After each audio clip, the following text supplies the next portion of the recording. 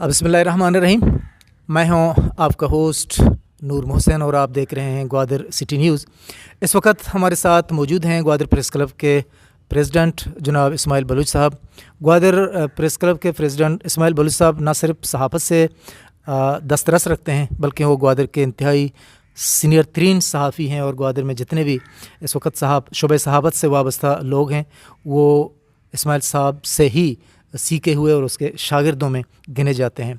लिहाजा आज हम इस्माइल साहब से ये मालूमात हासिल करेंगे, उससे जानना चाहेंगे कि ग्वादर कल, आज और मुस्तकबिल में आप किस तरह अपने ग्वादर को देखा, आज किस तरह ग्वादर को देख रहे हैं और आपके नज़र में जो आने वाला ग्वादर है अपने बच्चों के लिए, अपने परजिंदों के लिए उनका क्या मुस्तकबिल होगा और उनकी क्या तवक्कुआत हैं। लिहाजा इस्माइल साहब से पूछते हैं। बिस्मिल्लाहिर्रहमानिर्रहीम। जहाँ तक ग्वादर की बात है, ग्वादर जो है जियो स्टेटिकल हैसियत से जो है दुनिया भर में मानी जाती है।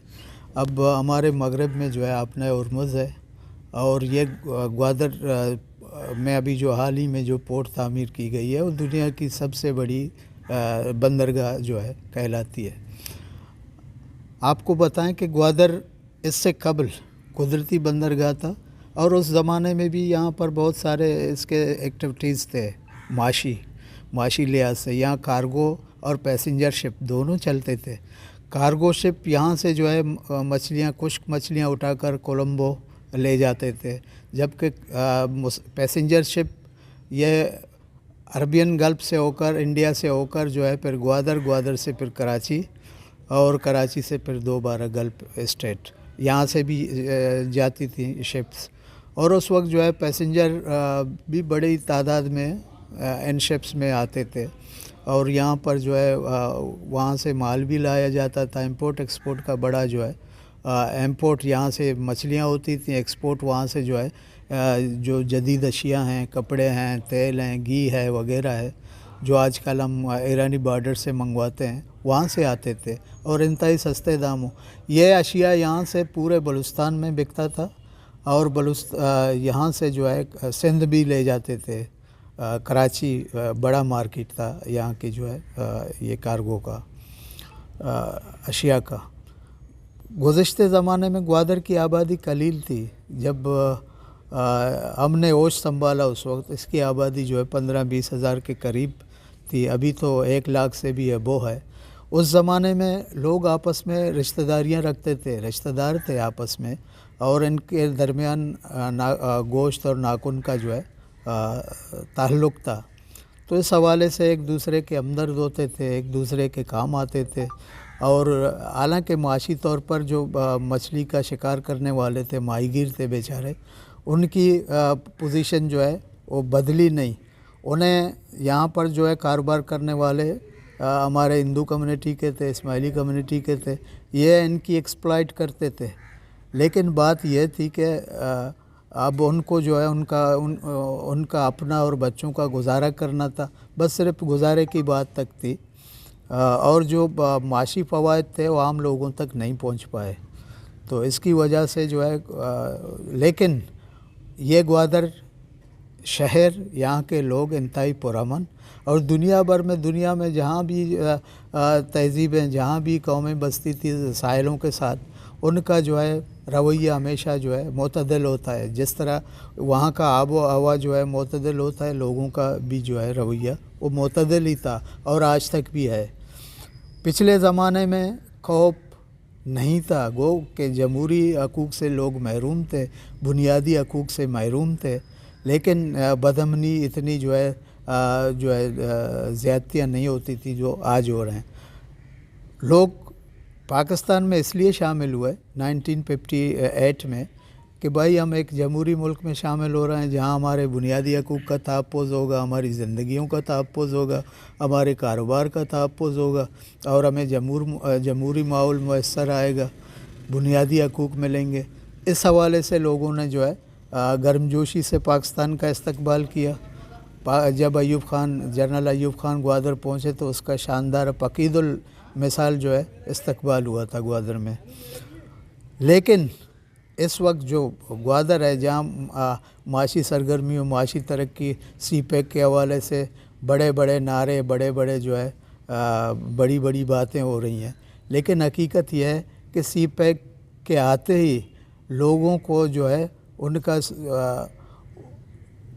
کا عزت نفس جو ہے مجروح ہونا شروع ہو گیا۔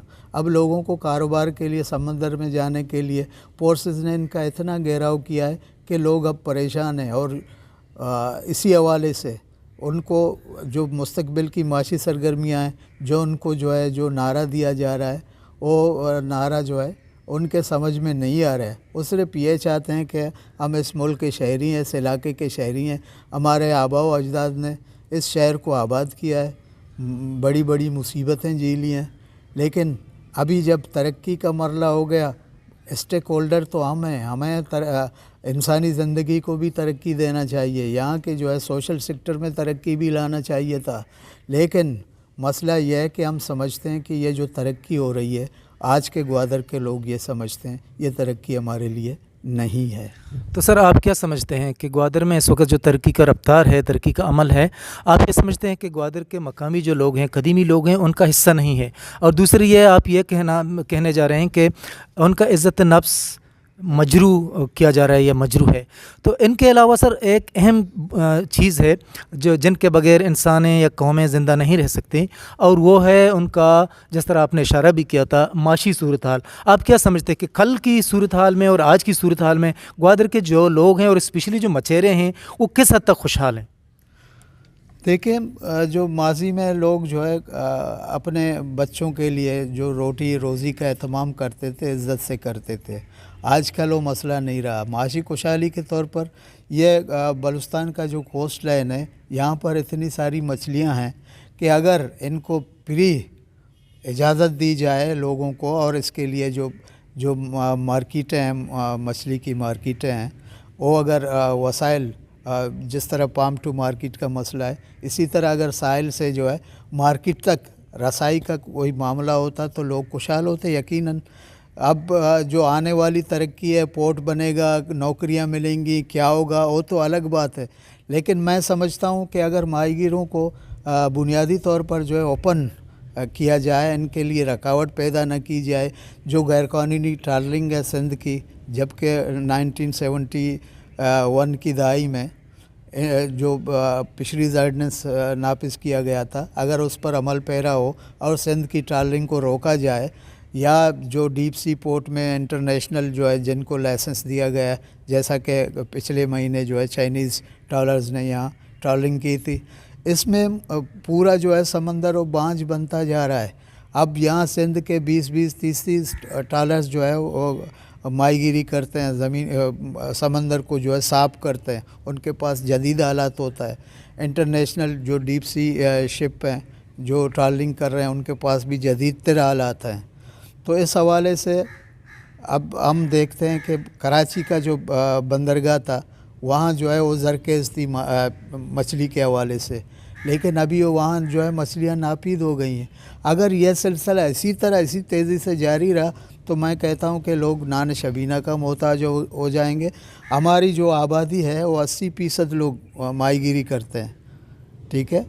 یہ جو بازاروں میں، مارکیٹوں میں جو کاروبار چل رہا ہے، ماہی گیروں کی بدولت چل رہا ہے۔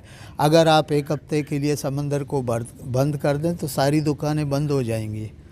تو اس حوالے سے یہ حکومت کی ذمہ داری ہے کہ بھائی آپ آنے والے کل میں ہمارے بچوں کے مستقبل کے لیے ہمیں معاشی کیا فوائد حاصل ہوں گے۔ بحیثیت اسٹیک ہولڈر ہونا تو یہ چاہیے تھا کہ ہم گوادر کے لوگ جو ہے اس ترقی کے سی پیک کے اسٹیک ہولڈر ہیں، ہمیں جو سوشل سیکٹر ہے اس میں ترقی دینا چاہیے تھا۔ اب بھی وقت ہے، اگر حکومت جو ہے اس طرف توجہ دیتی تو آج جو احتجاجیں چل رہی ہیں بنیادی حقوق کے حوالے سے، وہ نہیں چلتی۔ میں مطالبہ کرتا ہوں گوادر کے عوام کی طرف سے کہ بھائی آپ ان کے مسائل کو نظر انداز کرنے کی بجائے، یا سیکورٹی کا جو لوپ ہے ان کے گلے میں ڈالنے کی بجائے، آپ دست شفقت رکھیں۔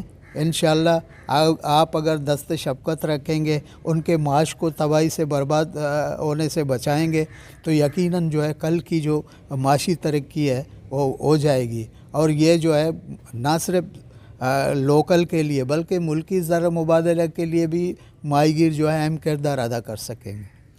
بہت شکریہ اسماعیل صاحب.